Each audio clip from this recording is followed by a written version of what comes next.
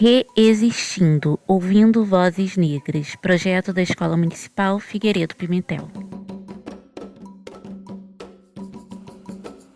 Episódio de hoje: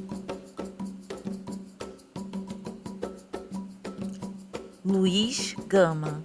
Apresentação: professora Elaine Gomes. Hoje eu vou apresentar mais um personagem da nossa série Reexistindo, ouvindo vozes negras, e hoje eu vou falar de Luiz Gama. E para apresentar Luiz Gama, eu vou ler um trecho de uma trova que ele escreveu. E ele fala assim: quem sou eu? Que importa quem? Sou um trovador proscrito, que trago na fonte escrito esta palavra, ninguém. Então, essa trova intitulada Quem Sou Eu, que foi escrita por Luiz Gama, ele denuncia a realidade dos negros da época da escravidão e as violências perpetradas contra esse povo. Mas para a gente conhecer Luiz Gama, a gente precisa falar quem era ele.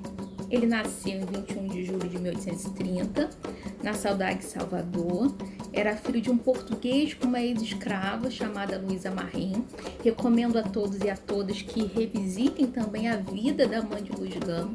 Luísa Marim foi uma personalidade muito importante para a história do Brasil.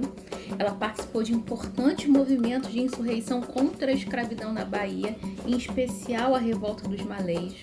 A mãe dele era uma revolucionária que tinha por objetivo libertar seu povo dos grilhões da escravidão.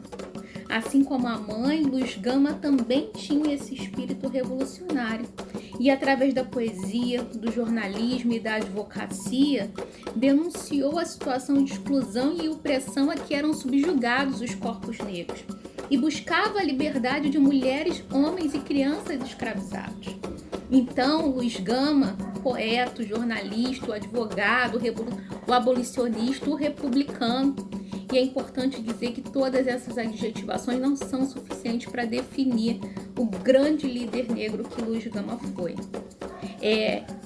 Embora ele reúna todas essas características, é importante ressaltar que ele percorreu caminhos difíceis e traumáticos em sua vida.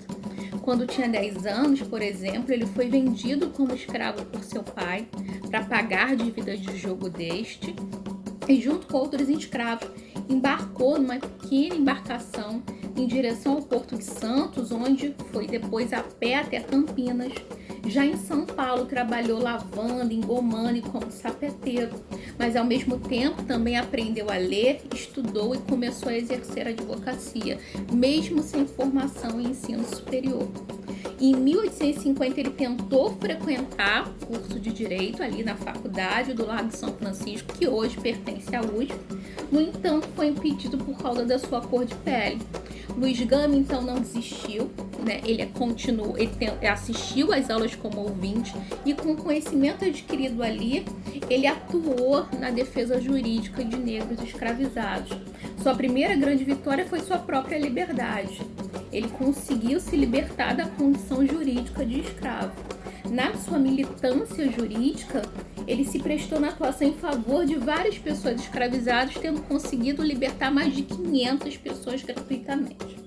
Além disso, ele foi um grande jornalista e usava a imprensa também para defender a liberdade incondicional e se rebelava, se insurgia contra a escravidão. Por exemplo, num artigo que ele escreveu chamado Pela Última Vez, Luiz Gama diz assim, abre aspas: enquanto os sábios e os aristocratas zombam prazenteiros a miséria do povo, os ricos banqueiros capitalizam o sangue e o suor do escravo. Aguardo o dia solene de regeneração nacional, que há de vir. E se já não viver o velho mestre, espera depô-lo com os louros da liberdade sobre o túmulo que encerrara as suas cinzas. Então a gente pode perceber que nesse trecho Luiz Gama denunciava o interesse da elite na escravidão e em como essa elite se beneficiava do sangue e do suor do povo negro escravizado, bem como demonstrava também a esperança pela libertação do seu povo. Luiz Gama acabou morrendo em 24 de agosto de 1882 em decorrência de complicações da diabetes. Ele morreu pobre, morreu esquecido, morreu silenciado. No entanto, eu quero que a figura de Luiz Gama e esse exemplo desse espírito revolucionário que lutava contra condições indignas e violentas a que eram submetidos o povo negro seja uma inspiração para vocês. Porque Luiz Gama resistiu à opressão, à violência e à exclusão e lutou por toda a sua vida pela libertação das pessoas escravizadas e contra os processos de exclusão e violência. E em 2020 ele foi homenageado por um prêmio importante chamado Prêmio Jornalístico Vladimir Zog de Anistia e Direitos Humanos.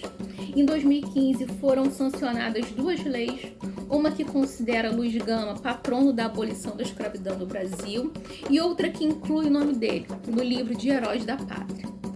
Em 2015 também a Ordem dos Advogados do Brasil homenageou Luiz Gama e reconhecendo-o como advogado. Então, como eu já disse, eu quero que a figura de Luiz Gama seja uma inspiração para gerações futuras e para gerações atuais, para que a gente busque na vida e na obra de Luiz Gama as forças para encontrar novas formas de resistência, ou melhor, de resistência. Até mais, gente!